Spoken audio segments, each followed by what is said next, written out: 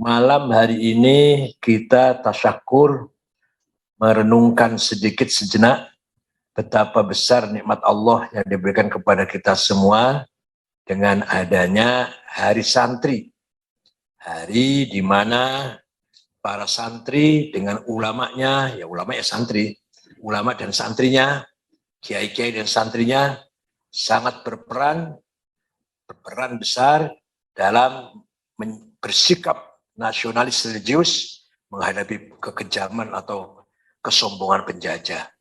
Oleh karena itu, para santri dengan kiai-kiai harus diakui, mendapatkan pengakuan dari semua pihak bahwa beliau-beliau dengan santrinya mempunyai andil besar dalam membangun kemerdekaan Indonesia ini. Ada seorang wartawan Mekah namanya Dr. Thariq Shihab menulis buku judulnya Al-Haji Hashim Asy'ari Awwal Wadi Ususil Istiqlal di Indonesia.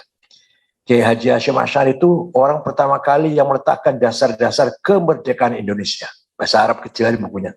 Itu luar biasa pengakuan dari wartawan, seorang jurnalis dari Saudi atau dari Mekah yang mengakui betapa bahwa Hashim Asy'ari selama mukim di Mekah setiap saat berdoa di makam-makam mustajab selalu yang doakan hanya kapan Indonesia merdeka. Kalau kita kan kalau berdoa sana kan beda-beda ya. Ada yang ingin kaya, ada yang ingin naik pangkat, ada yang ingin apa lagi? Nambah. Kalau Mbah Hashim enggak, yang doakan kapan Indonesia merdeka. Sampai-sampai diakui oleh teman-temannya semua yang sepantar itu, teman-teman sejawatnya, Hashim Asy'ari merupakan pemuda yang ideal, yang mempunyai cita-cita tinggi, yaitu ingin memerdekakan Indonesia. Dan Mbah Hashim Asy'ari yang masih pelajar, masih santri itu, sudah mempunyai idealisme yang sangat luar biasa. Oleh karena itu, layak sekali lagi Hari Santri diakui oleh negara sebagai hari nasional, di mana peran santri dan para kiai sangat besar dalam menyikapi penjajah Belanda atau Jepang. Di antara contoh betapa besarnya sikap santri, contoh yang gampang, ayah saya hidup bersama Belanda di zaman Belanda, tapi tidak satu kata pun bahasa Belanda dia tahu. Bahasa Belandanya selamat pagi nggak garuh. Bukan tidak tahu, tidak ingin tahu, tidak ingin bisa, tidak mau bisa. Saking bencinya terhadap Belanda. Jaket celana haram, pakai dasi haram, tidak pakai kopiah haram. Barang siapa tidak pakai kopiah tidak sah jadi saksi perkawinan. Masya Allah, saya gitu. Jadi saksi nikah, akad nikah nggak sah kalau nggak pakai kopiah. Itu rata-rata sementara ayah saya atau ada Nabil nggak, kakeknya Nabil itu teman kakeknya Nabil, Kiai Asrori itu sama lah seperti itu, kencengnya itu. Diakibatkan karena menyikapi penjajah. Bukan betul-betul haram ada dalilnya, bukan. Tapi karena sangat didorong dengan anti koperasi yang sangat yang maksimal terhadap Belanda. Oleh karena itu layak sekali lagi peran santri, peran ulama kita peringati, dan alhamdulillah di era Presiden Jokowi diresmikanlah Hari Santri yang tadinya maunya tanggal 1 Muharram. Terus saya diskusikan kalau 1 Muharram itu tahun baru umat Islam sedunia, bukan Hari Santri, Pak. Akhirnya beliau merintahkan Menteri Agama Pak Lukman Saifuddin dengan FGD di Hotel Salak Bogor, dan jadi narasumber Pak Abdullah Syarwani, Azumadi Azro, saya, semua ormas diundang, hatta Muhammadiyah diundang, semua ada hadir pastinya. Dan semua akhirnya sepakat bahwa Pak Hidayat Wahid bahwa Hari Santri adalah tanggal 22 Oktober, di mana di hari itu 76 tahun yang lalu Hadrat Syekh Hashim Asy'ari melakukan fatwa resolusi jihad, yaitu membela tanah air hukumnya fardhu ain. Barang siapa mati demi tanah air mati syahid. Man mata li ajli watanihi mata syahidan wa man khana li watanihi halalun damuh. Barang siapa berkhianat terhadap tanah airnya, menjadi mata-matanya Belanda atau Jepang, boleh dibunuh hal darahnya. Tapi nggak mengkafirkan, nggak bilang kafir, nggak. Hanya boleh dibunuh orang berkhianat terhadap tanah airnya. Itu resolusi jihad tahun 22 Oktober disepakati disetujui oleh semua yang hadir waktu itu di Hotel Salak. Begitu mau dekat, mau diumumkan, Muhammadiyah tidak setuju. Dengan alasan akan menimbulkan polarisasi. Nanti ada santri, ada non-santri. Di saat-saat negara butuh persatuan. Ya saya jawab kepada Pak Jokowi, Pak, ada hari Ibu Kartini nggak ada, Pak. Nggak ada hari di Jalan Sudirman. Nggak apa-apa. Ada hari guru, nggak ada hari murid. Ada hari ibu, nggak ada hari bapak. Nggak apa-apa tuh, nggak bikin menyebabkan pecah, nggak apa. Sudah terus berlangsung. Alhamdulillah. Dilalah itu apa? Dilalah apa? Kepresnya itu nomor 9. Tahun 2015 itu. Nomor 9. Kemudian 9 Muharram waktu itu. Di Istiqlal itu. 9 Muharram, ya Allah luar biasa. Jadi keramat juga bintang 9 Gus Miftah, ya Allah luar biasa. Enggak guyon, betul. Oleh karena itu, mari kita bersyukur kepada Allah. Mari kita panjatkan puji kepada Allah bahwa kita bangsa Indonesia mempunyai karakter, punya kepribadian, yaitu kepribadian santri, the good moral, yaitu moralnya santri, yang ahli ibadah, religius, amanah, jujur, santun, berakhlakul karimah. Itulah santri. Ini merupakan khazinah atau hazanah syiariyah. Kita ini kaya dengan beberapa kekayaan. Sarawat, kita ini kaya dengan beberapa kekayaan, Gus. Pertama, sarawat istimaiyah, kapital sosial. Kekayaan masyarakat yang luar biasa kita ini. Bagaimana masyarakat bergantung dengan kiai. Bergantung kepada kiai. Apa kata kiai?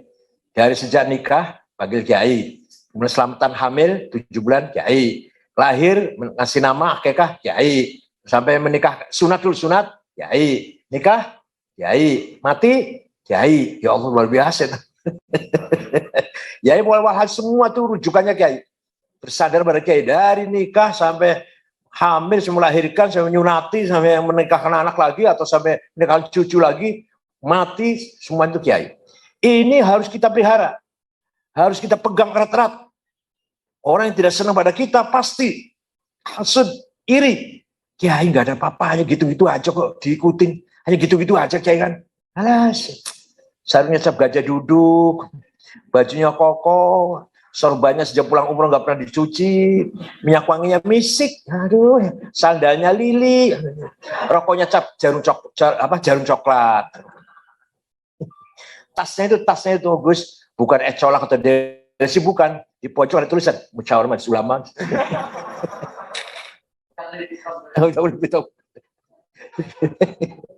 Gitu kok berwibawa gitu. Gitu kok diikuti oleh masyarakat. Gitu kok dipercaya. Gitu kok jadi imamnya masyarakat. Informal leader. Ini orang yang tidak senang kita pasti iri, hasud, dan berusaha bagaimana membenturkan antara masyarakat dengan kiai. Bagaimana agar masyarakat jauh dari kiai. Dengan segala macam cara. Apa itu dengan medsos, apa dengan fitnah, apa dengan tuduhan-tuduhan yang tidak baik pada kiai.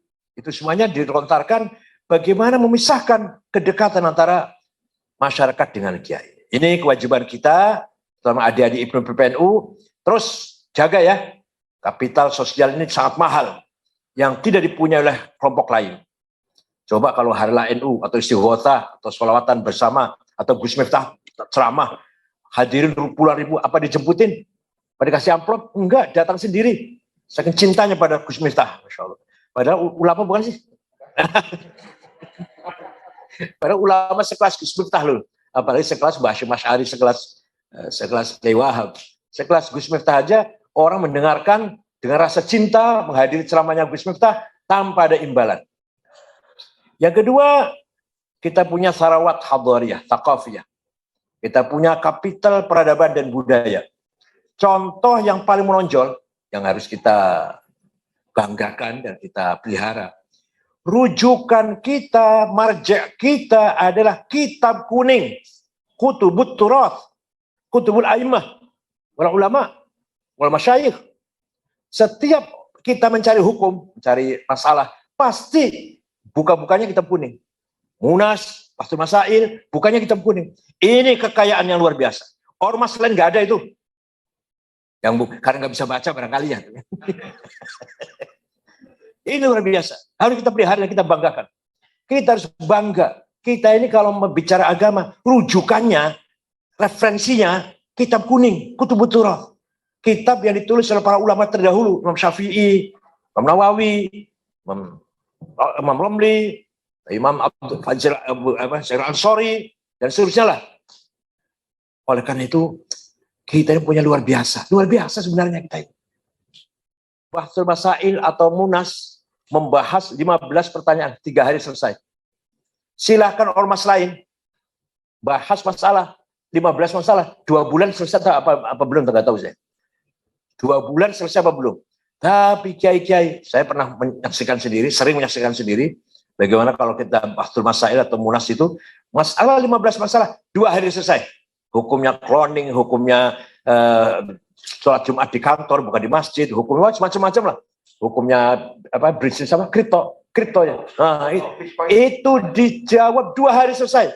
Segitu banyaknya masalah. Ormas lain silahkan. Kalau bisa jawab selama 2 hari. 2 bulan barangkali baru bisa jawab. Karena apa? Karena punya malakah. Para kiai itu punya malakah. Apa malakah itu apa? Yang sudah menjadi jati dirinya itu loh. Sudah malakah. Apa? Karakter boleh, karakter juga boleh, atau punya hobi ya, sejak kecil, setiap ada masalah, buka-buka kitab kuning. Setiap ada masalah, buka-buka kitab kuning. Sehingga itulah kekayaan kita. Kita harus jaga itu.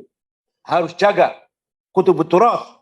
Silakan orang menghina, mengenyak, tapi bukti nyata, kalau ada masalah agama, kitab kuning bisa menjawab. Hukumnya bunga bank, hukumnya keluarga berencana. Ya Allah.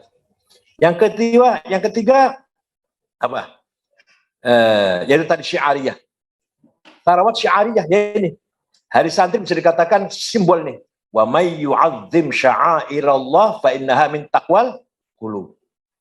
Setiap ada sesuatu yang bisa mensyiarkan nama Allah, harus kita banggakan. Itu salah satu tanda orang bertakwa kepada Allah. Luar biasa, simbol. Kita kaya sekali dengan simbol-simbol. Kalau ada orang pidato di akhir dengan Wallahul muwaffiq. NU itu. apalagi kalau ada orang kok dengan kiai kok cium tangan, dengan Habib cium tangan, dengan Gus Miftah tuh cium tangan, masya Allah. NU itu jelas. Gak berani lewat depannya orang tua dengan merunduk depan kiai, depan orang tua. NU itu, santri itu, NU itu.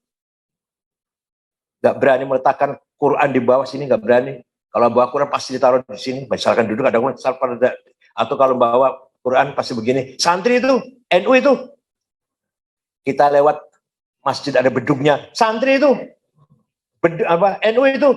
Padahal Bu NU entah bukan lah, pokoknya Bu NU Bora, semoga ada bedugnya NU lah. Itulah kekayaan simbol kita, kekayaan simbolik, kapital simbolik. Harus kita pelihara, harus kita jaga. Nyun sewu maaf. Termasuk kopiah, pakai kopiah ini juga simbol orang NU. Simbolnya santri itu pakai kopiah.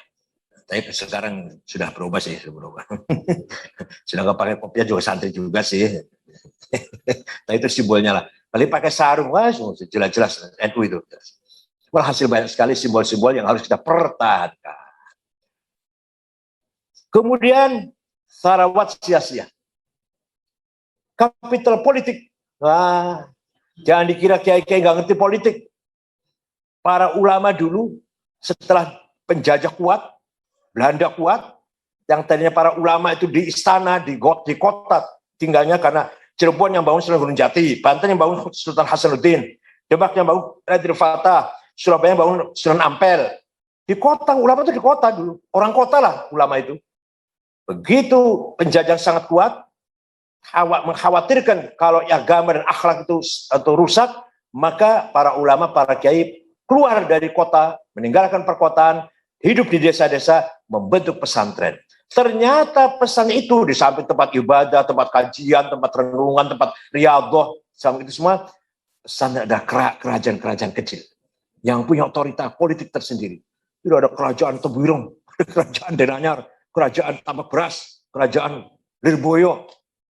Dalam arti yang luas deh, politik dalam arti yang luas, bukan berarti politik praktis, bukan. Jadi ternyata bobotnya pesantren punya bobot politik, punya nilai politik pesantren itu. Jangan dikira, perlu dipertahankan itu. Hanya saja ya sayang, kadang kita ini kurang bisa mewarnai politik kita di tataran nasional. Kalau sudah jadi bupati belum tentu bisa mewarnai kesantri di kabupaten. Ya lumayan sih. Sudah mulai lumayan sih. Gubernur Jawa Timur NU. Tapi bagaimana bukan hanya gubernurnya NU, Bupati Banyuwangi NU, bukan hanya di situ. Tapi bagaimana bupati bisa mewarnai cara berpikir, cara bersikap, berperilaku, berbudaya lah masyarakat dengan warna NU. Wakil Presiden NU. Nah, bagaimana kalau Wakil Presiden lebih lagi berperan meng-NU-kan masyarakat. Bukan mengikut harus dengan simbol NU, tidak.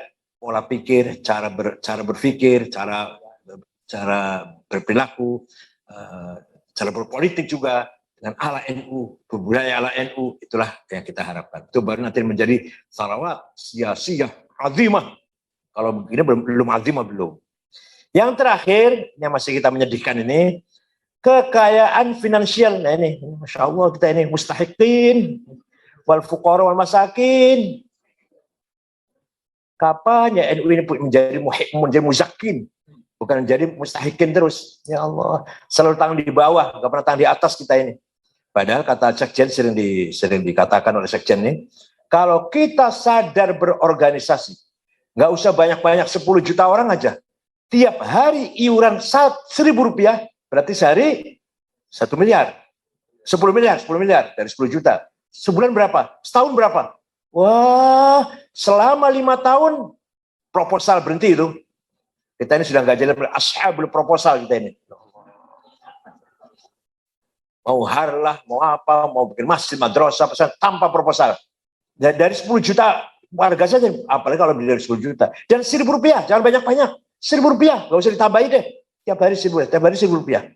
Berarti seminggu berapa, 10 hari berapa, sebulan berapa. Kita kaya. Kalau kita lihat, Masya Allah, jumlahnya orang kaya Indonesia ini, 50 orang. Saya cari, nggak ada yang namanya Madrais, Jumadi, Solikin, nggak ada itu. Itu kan namanya orang NU itu. Namanya orang NU kan Solikin, Jumadi, Madrais, Zulkifli, alas. Lagi-lagi ada yang namanya Eka Cipta, Budi Hartono, Tanoto, namanya itu. Ya ada orang Islam yang ada sih, nomor 6, Khairul Tanjung nomor 6, tapi bukan NU, bukan. Kapan? Haji Hasan Basri. Wah, NU itu nama NU itu aja yang kiai apa? Ya Allah, ya kapan ada konglomerat Maulana Habibur Rahman. Masya Allah. Inilah yang masih kita ketinggalan jauh, bagaimana kita membangun kekayaan finansial. Memang dulu kita warisi para ulama, para kiai tidak pernah mementingkan hal ini. Jadi kita mewarisi itu. Bayangkan. Contoh ayah saya aja, contoh ayah saya tahu sendirilah. Pagi sampai malam ngajar, nggak pernah cari duit tuh. Jam 9 ngajar Fathul Mu'in, sampai zuhur ngajar Alfiyah sampai asar Latiful Isyarat, pada maghrib libur atau istirahat, pada isya Fathul Wahab, Fathul Qorib, atau kalau malam Jumat ikut berjanji dengan santri-santri. Kapan cari uangnya itu? Kapan mikirin uangnya itu? Mikirin cari uang nafkah supaya membangun ekonomi, nggak ada. Agenda ekonomi itu nggak ada. Kalau kita lagi duduk ya, kita duduk itu tidak pernah mengatakan kamu nanti makannya dari mana. Nggak pernah tuh. Ayah saya itu, anak ayah saya itu 5 laki semua. Jadi anaknya ayah saya itu 5 laki semua. Itu kalau lagi pas bareng-bareng, nggak pernah tuh menyinggung. Kamu nanti kalau nanti besar dari mana rezekinya? Nggak ada. Kamu harus pintar, kamu harus benar. Kamu harus jadi ulama, itu ya itu selalu pesan. Tapi kamu harus cari uang, nggak pernah tuh. Ya Allah, akhirnya jadi kayak gini nasibnya nih, kayak gini jadi nasibnya. Seperti saya ini. Contoh lagi, Mbah Bisi Samsuri. Jadi anggota DPR RI itu 25 tahun berapa? Sejak Partai NU, P3. Coba lihat, apa ada perubahan rumahnya? Ada perubahan penampilannya sangat sederhana. Ini mbahnya Pak Muhaimin, mbahnya Pak Syukur Yusuf, ini mbahnya. Ya memang orang sederhana sekali. Bukan orang kaya, bukan. Kalau Mbah Wahab orang kaya, kiai kaya kalau Mbah Wahab. Kalau Mbah Hashim kiai kaya juga Mbah Hashim. Tanahnya banyak, luas, sawahnya luas. Kalau Kiai Samsuri bukan, kiai yang pas-pasan lah. Tapi pada jadi anggota DPR 20 tahun lebih, nggak berubah tuh hidupnya. Dan kayak itu, Masya Allah. Sehingga akhirnya mewariskan kepada kita ini Seperti itu, seperti inilah keadaannya. Kita ini sama sekali belum familiar dengan bagaimana cari uang. Coba Pak Haritanu pernah 1 minggu bisnisnya untung 500 miliar. Kok aku orang mudeng piye cara? Mudeng macam mana? Sampai. Lah enggak sampean mudeng mboten. Untung 500. Kalau saya mudeng aja enggak. Kalau saya mudeng aja enggak. Paham aja enggak gitu loh. Mengerti aja enggak. Gimana? Kayak Gus Ipang paham gitu. Kalau saya enggak paham tuh. Ada orang 1 minggu untung 500 miliar. Itu enggak paham tuh. Piye carane, piye dalane gitu loh. Ya Allah. Inilah yang masih ketinggalan dari sisi kita. Padahal jelas kita harus kaya. Sayyidina Utsman kaya.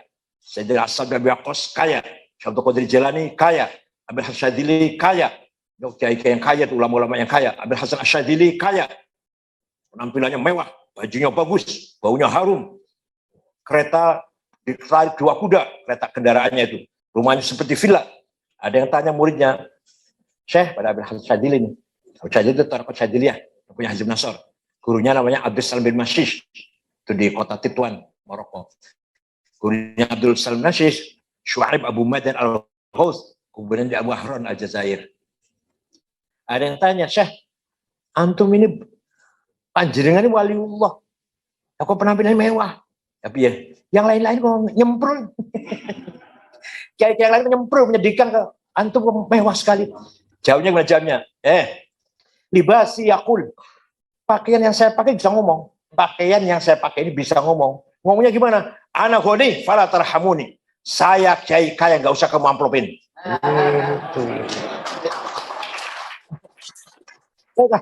Kalian pakai nyemprul, menyedihkan itu, ya Allah. Tasnya itu ada tulisan pojok musyawarah majelis ulama kabupaten. Itu pakaiannya bunyinya gini, ayyuhan nas, ana fakir farhamuni. Jadi penampilan itu penting. Penampilan itu juga penting. Walaupun tidak paling utama, tapi penting juga penampilannya. Keren jangan. Supaya kita besar hati. Jangan minder di depan orang lain. Itu loh. Masya Allah, karena kita lihat kiai-kiai di daerah itu, ya Allah, menyedihkan sekali. Ya gimana? Kiai Banyuwangi melarat apa setelah bupatinya Nazwar terus kaya-kaya Pak? Ada peningkatan? Nah ini. Ya. Perlu kita pikirkan bersama. Insya Allah hari santri kita peringati dengan membawa barokah untuk kita semua, taufik dan hidayah. Taufik datangnya dari khawatir uluhiyah dan limpahan illumination dari Allah, namanya taufik dan hidayah. Kalau ilmu laduni atau ilmu kecerdasan, ilham, tak khawatir malakutiyah dari malaikat. Nah kalau dari hawa nafsu, khawatir nafsannya, orang rentai. Orang rentai. Yang terakhir khawatir syaitoniyah atau iblisiyah, bisikan setan. Yang terakhir. Mudah-mudahan kita semua di hari santri ini mendapatkan khawatir ilahiyah dan khawatir malakutiyah. Syukran wa dumtum fil khairil barakati wan najah wa lahfadkum jami'an wa ya'khudh bi'aydikum fi shalah wal khair wallahul muwaffiq lakum at-thariq. Assalamualaikum warahmatullahi wabarakatuh.